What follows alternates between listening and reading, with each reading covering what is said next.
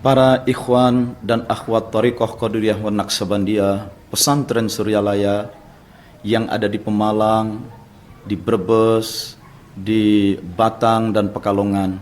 Assalamualaikum warahmatullahi wabarakatuh. Saya beserta tim sudah berada di Pesantren Suryalaya Tasikmalaya dan rencananya besok akan melanjutkan perjalanan ke tempat antum semua untuk mengisi acara pengajian seperti yang sudah kita rencanakan.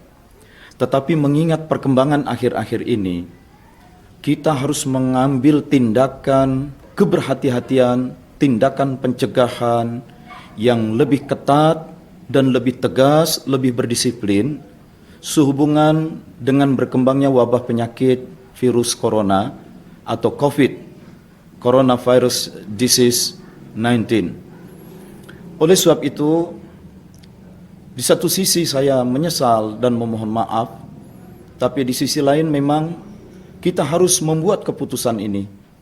Acara-acara yang kita rencanakan hari Ahad dan hari Senin besok itu harus kita tunda. Apa sebab? Karena virus corona ini berkembangnya itu tidak dengan berterbangan di udara, tetapi berkembangnya dengan interaksi, pertemuan manusia dengan manusia.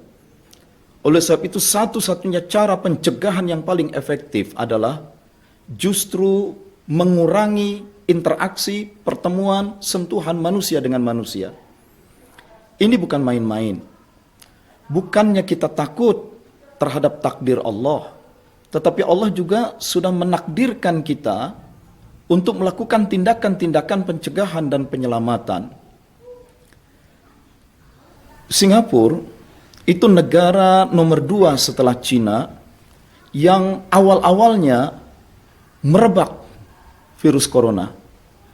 Tetapi mereka langsung melakukan tindakan tegas, disiplin yang ketat, menutup semua kemungkinan interaksi manusia.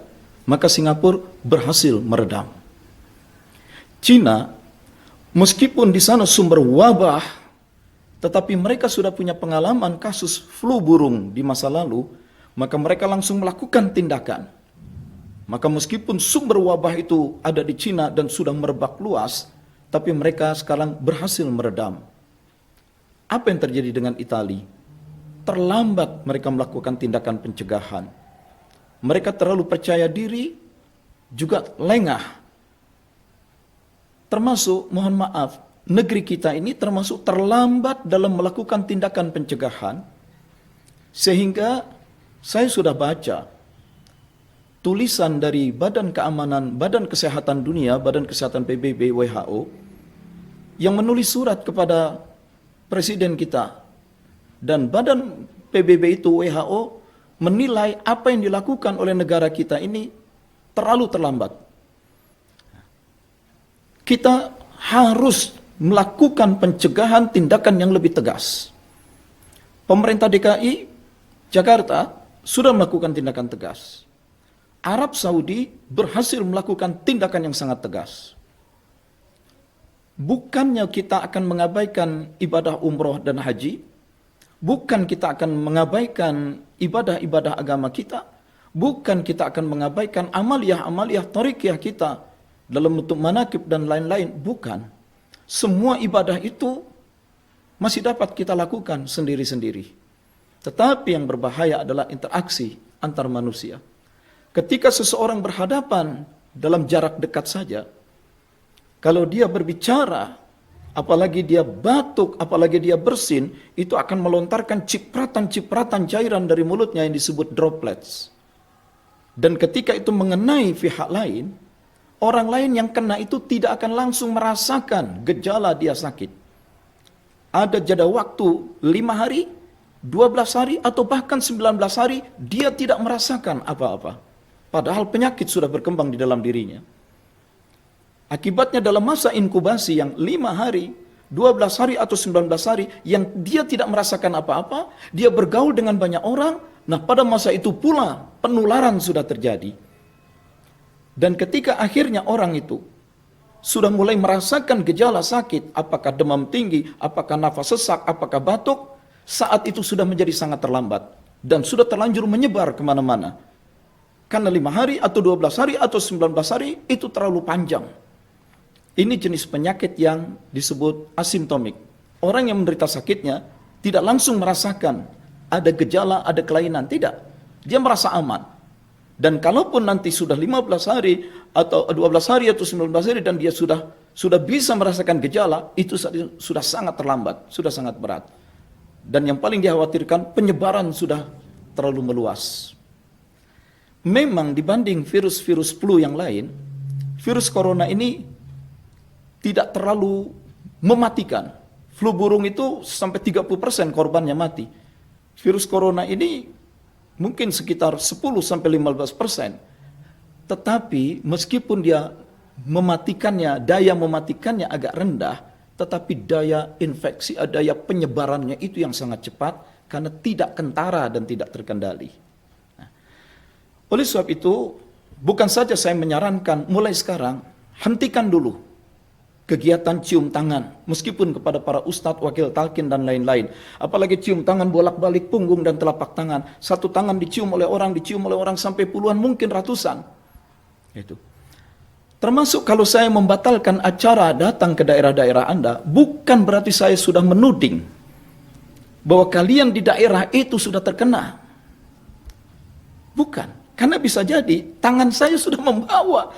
Saya baru habis dari perjalanan ke Mesir, dari Arab Saudi, dari Singapura. Saya bergerak ke banyak daerah, bertemu dengan banyak orang. Kemarin-kemarin saya banyak dicium tangan saya.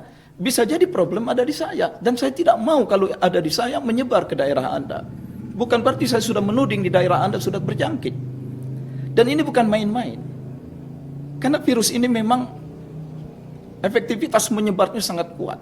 Itu.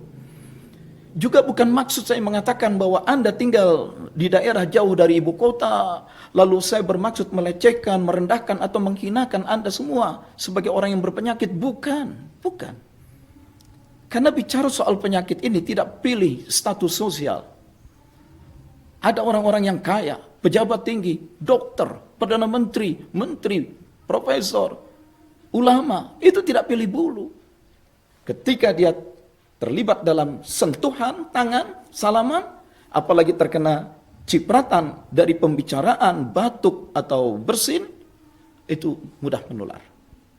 Jadi mohon maaf, saya pribadi mohon maaf, tapi sekaligus saya meminta kepada semua ikhwan TKN, baik di 4 daerah yang saya batalkan rencana kunjungan itu, maupun ikhwan akhwat TKN di tempat lain, hentikan dulu kegiatan-kegiatan yang menyebabkan manusia berkerumun dalam jarak dekat, dalam waktu yang sangat lama.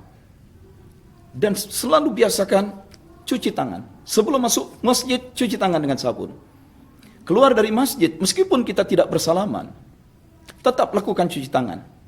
Sholat, lakukan sholat berjamaah. Selesai sholat berjamaah, langsung kembali saja dulu ke rumah masing-masing. Zikir-zikir harian, lakukan di rumah saja. Karena memang cara yang paling efektif menghadapi ini, berdasarkan kasus-kasus di banyak negara, dan berdasarkan pendapat para ahli di WHO, cara yang paling efektif mencegah penularan atau penyebaran penyakit ini, semua orang menahan diri masuk ke dalam rumah.